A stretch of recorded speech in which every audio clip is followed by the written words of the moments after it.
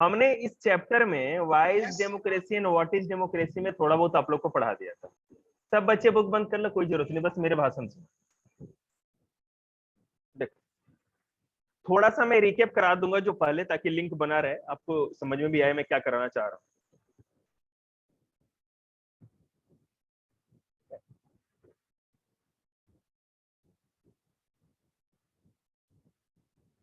देखिए, why is democracy, what is democracy, why democracy. Democracy है क्या, और डेमोक्रेसी क्यों, डेमोक्रेसी क्यों चाहिए, और डेमोक्रेसी है क्या।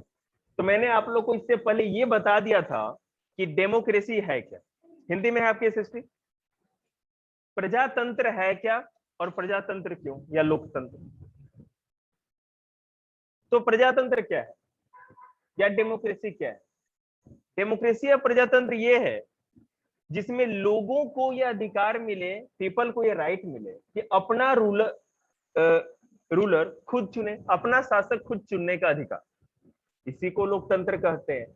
अगर आप इंडिया को देखो, या इंडिया जैसे उन सारे देशों को देखो जो डेमोक्रेटिक कंट्री है, आपको पता चलेगा कि वहां पे वोटिंग होती है, वोट पड़ते हैं, चुनाव होता है, और चुनाव में जो जीतता है वो देश का शासक बनता है।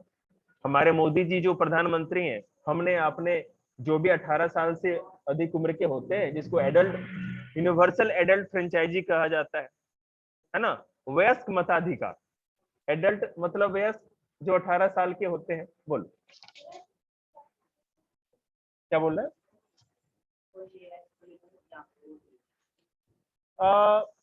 ऐसा तो अभी कम ही है, क्योंकि लगभग वर्ल्ड में मैक्सिमम नंबर ऑफ जो कंट्रीज है, ठीक है, वहां पे लोकतंत्र या डेमोक्रेसी आ चुकी है। हाँ, नॉर्थ कोरिया में नहीं है, बिल्कुल सही बात, ठीक है। उत्तर कोरिया जो है ना, जहां पे किम जोंग यूं, नहीं दुबई में भी देखो, हाँ दुबई में भी नहीं है। अरेबियन कंट्री जैसे जितने हैं ना, सऊदी अरेबिया हो गया, है ना, वहां पर राजा होता है, मतलब सुल्तान, वही वहां के हेड होते हैं, ठीक है। तो कुछ अरेबियन मिडिल ईस्ट के जो भी मध्य, हाँ बिल्कुल बिल्कुल उसी तरह का सिस्टम है। लेकिन हाँ, मैं आपको बता दूं, वहां पे जो डिफेंस मिनिस्टर, फॉरेन मिनिस्टर, ये सब जो होते हैं, उनको राजा अपॉइंट करता है वहां का सुल्तान, ठीक है। तो चलिए देखते हैं। चली गई अभी थोड़ी देर पहले छोड़ दिया मैंने। हाँ हाँ चले।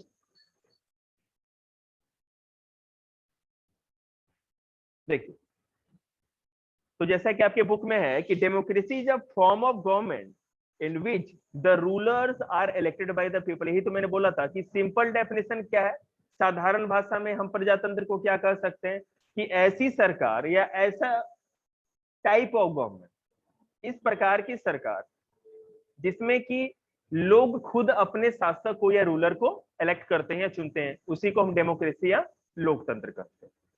ये हमें पता है। अब फीचर्स ऑफ डेमोक्रेसी क्या है, मतलब कि प्रजातंत्र के क्या गुण है, क्या फीचर्स है, क्या विशेषताएं हैं। पहली बात कि democracy is a form of government in which the ruler are elected by the people. सबसे पहली बात कि रूलर कौन होंगे, राजा या शासक कौन होगा, इलेक्शन किस टाइप का होगा, जो चुनाव होंगे वो कैसे होंगे, किस टाइप के होंगे, कब होंगे। पीपल, जो पूरी डेफिनेशन है वो समझ लीजिए, यहाँ पे डेफिनेशन याद रखिएगा, democracy is a form of government. तो गवर्नमेंट कैसी होगी, in which the rulers are elected. तो रूलर्स कौन होंगे, पीपल कौन होगा, इलेक्शन होगा, तो इलेक्शन किस टाइप का होगा। अगर एक एक वर्ड को, सबकी मीनिंग को अगर हम निकाल लें, तो हमें डेमोक्रेसी का एक सही तरह से, या प्रजातंत्र का एक सही सही परिभाषा या डेफिनेशन मिल जाएगी, ठीक है। देखिए, ये कुछ क्वेश्चन इससे बनते हैं, जैसे मैं यहीं पर उसको डिफाइन करता चलूं। रूलर्स कौन होंगे, जिसको कि जनता चुनेगी, जिसको पीपल चुनेंगे वही राजा बनेंगे, हमारे शासक बनेंगे। इलेक्शन कैसा होगा, इलेक्शन फ्री एंड फेयर होगा, ठीक है, मतलब कि निष्पक्ष होगा, हाँ, पक्षपात विहीन होगा, भेदभाव नहीं होगा, और धांधली उसमें नहीं होनी चाहिए, ठीक है, स्वतंत्र न्याय। और सब लोगों को, कोई भी आदमी जब इलेक्शन में पार्टिसिपेट करेगा, जैसे जो भी मत क्या कहते हैं वोटर होंगे, ठीक है, मत देने वाले होंगे, उनको किसी भी तरह से ना डराया जाए ना धमकाया जाए, बिना दबाव के, बिना किसी भी तरह के डर के या बिना किसी भी दबाव के वो वोट दें, ऐसा होना चाहिए इलेक्शन। इलेक्शन एक समय पीरियड अवधि में होना चाहिए, हर कुछ ना कुछ दिनों में इलेक्शन होना चाहिए, चुनाव होना चाहिए। सालों में, साल भी तो दिनों में ही बनते हैं ना, बोलो क्या? हाँ नहीं, देखिए वो हम बाद में बता देंगे। अच्छा चलो पूछ लिया है तो देखो, रिप्रेजेंटेटिव या जो भी चुनाव में खड़े होते हैं वो कौन होंगे? अगर लोकसभा का चुनाव हो, ठीक है, जैसे या विधायक का चुनाव, तो 25 साल से, हाँ ठीक है मैं बता देता हूँ। पार्लियामेंट अभी चैप्टर आएगा बेटा, उसमें समझा देंगे, थोड़ा इसको आगे निकालने दो, क्योंकि जब रिकॉर्ड कर रहे हैं ना तो थोड़ा आपका कौन खड़े होंगे, फिर से आपका लोकसभा राज्यसभा, ये सब डाउट्स में क्लियर कर दूंगा, पहले इस पे आते हैं, ठीक है। और सरकार कैसी होगी? तो सरकार चुनी गई सरकार होगी, जो लोगों के द्वारा चुनी जाएगी सरकार, ठीक है। मेरी आवाज नहीं आ रही क्या? आ रही है ना? उसके बाद एक हमारा टर्म है कि major decisions by elected leaders, कि जो बड़े निर्णय होंगे वो चुनी गई सरकार लेगी। डेमोक्रेसी या प्रजातंत्र वो होगा जो हाँ बड़े बड़े निर्णय या बड़े बड़े जो डिसीजन होंगे वो इलेक्टेड लोग लेंगे। पाकिस्तान का, लेकिन मैंने आपको बताया था एग्जांपल देकर के, लेकिन पाकिस्तान में तो ऐसा नहीं था। 1999 में, 1999 में पाकिस्तान में परवेज मुशर्रफ, जो कि वहां के आर्मी चीफ थे, हेड थे, उन्होंने वहां के इलेक्टेड जो प्रेसिडेंट या प्राइम मिनिस्टर थे नवाज शरीफ को हटा करके खुद सत्ता पे आ गए, तख्ता पलट कर दिया था, है ना, जिसको क्या कहते हैं हम लोग इंग्लिश में कू, मिलिट्री या आर्मी कू, सैन्य षड्यंत्र, ठीक है। तो और वहां पर भी क्या हुआ, बाद में ऐसा नियम बना दिया गया, ठीक है ना, कि उन्होंने अपने आप को प्रेसिडेंट डिक्लेयर कर दिया और बाद में फिर से चुनाव कराए जाने लगे और लोगों का चुनाव होने लगा। तो आप सोचो कि जहां पर, यहां पर भी तो डेमोक्रेसी है, चुनी गई ही सरकार है, ठीक है ना, लेकिन यहाँ पर जो मेजर डिसीजन जो लिया गया वो किसने लिया? सेना के आदमी ने लिया। फिर से मैं क्लियर करता हूं, थोड़ा कम समझ में आएगा। देखो, किसी भी देश में दो तरह की गवर्नमेंट होती है, सेंट्रल गवर्नमेंट, जैसे कि दिल्ली में सरकार है पूरे देश को चलाती है, और हर स्टेट की भी एक एक अपनी अपनी तो गवर्नमेंट होती है। तो वहां पे पाकिस्तान में भी ऐसा ही था, जितने भी राज्य या छोटे छोटे प्रांत थे, स्टेट थे, वहां पर तो जैसा शासन था वैसा ही चलता रह गया। पार्लियामेंट में भी लोग, जो एमपी लोग चुन के आते थे वैसे ही चुन के आते गए, लेकिन जो हेड बनता था ना, जो मेन, जो सबसे सुप्रीम था, सबसे बड़ा आदमी था, वो इलेक्टेड आदमी नहीं था, वो प्रेसिडेंट था। और प्रेसिडेंट नवाज शरीफ, सॉरी, परवेज मुशर्रफ बिना चुना हुआ आदमी था, ठीक है ना। सेना का हेड था, आर्मी चीफ था।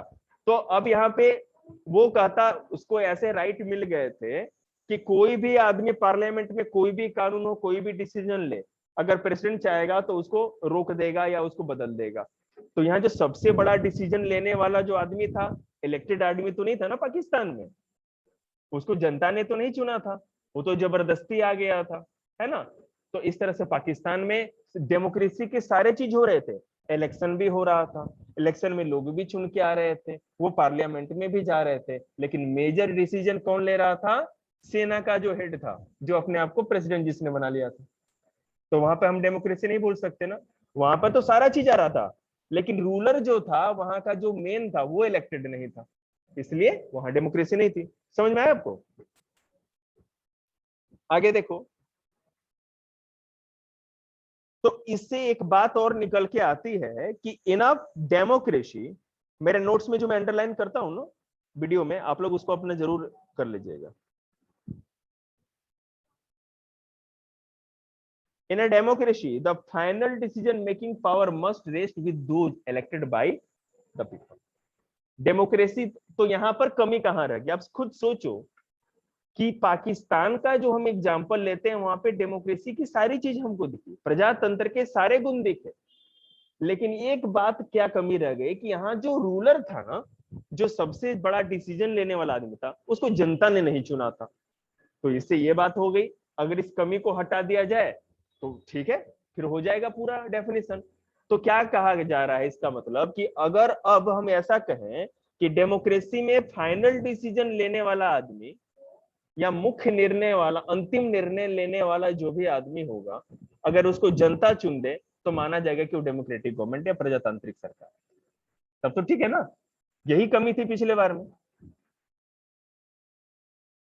ये तो ठीक है। लेकिन आगे जाके फिर एक प्रॉब्लम आ गया पाकिस्तान के एग्जाम्पल से। लक्ष्य आ रहा हो, सुनाई पड़ रहा है ना आप लोगों को? Yes sir. Yes sir. Okay, Pakistan के एग्जाम्पल से हमने क्या सीखा कि प्रजातंत्र की एक कमी थी कि मेजर डिसीजन लेने वाला, सबसे बड़ा निर्णय लेने वाला जो आदमी हो उसको जनता चुने। पाकिस्तान में ऐसा नहीं था। तो हम कहेंगे कि डेमोक्रेसी में अगर मेजर डिसीजन, अगर मान लो कि अगर लेने वाला आदमी जनता ने चुन लिया हो, जैसे हमारे इंडिया में है, मोदी जी के पास सुप्रीम अथॉरिटी है, प्राइम मिनिस्टर है, वो जो निर्णय ले वही माना जाएगा, उनके निर्णय को तो कोई नहीं काट सकता। उनको चुना किसने? हमने, आपने चुना है। अच्छा नहीं लगेगा फिर दूसरे को चुन लेंगे, ऐसा ही है ना। तो एक चीज ये सीखे। अब आगे हम चाइना का एग्जांपल लेके चलते। देखो, चाइना वाला एग्जांपल भी मैंने आप लोग को बता दिया था, लेकिन कोई बात नहीं, फिर से बता देता। चाइना का अगर एग्जांपल लें तो यहां पर हर 5 सालों में इलेक्शन होता है। राष्ट्र क्या? कौन? प्रेसिडेंट? क्या? मैं बताऊंगा।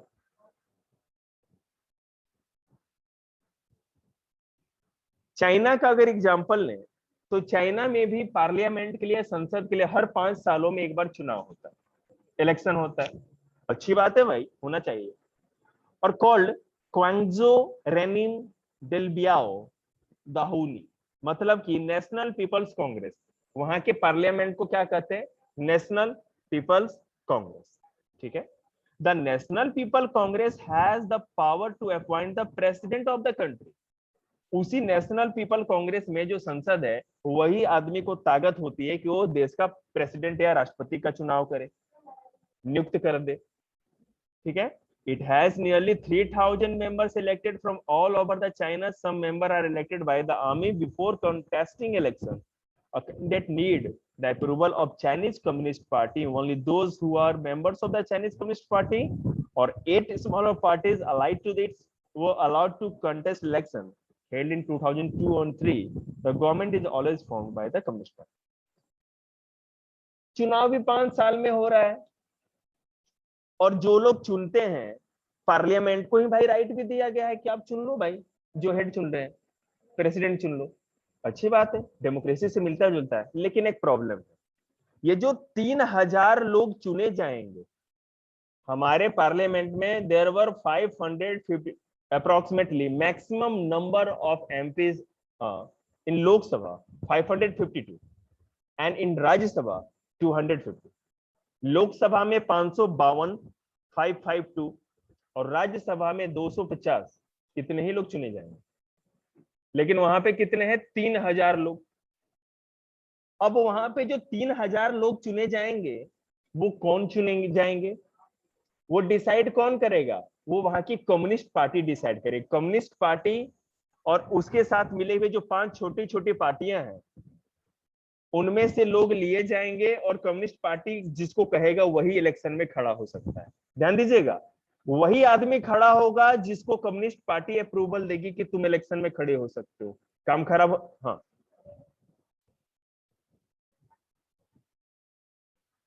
जनता को चुनने का अधिकार ही नहीं हुआ।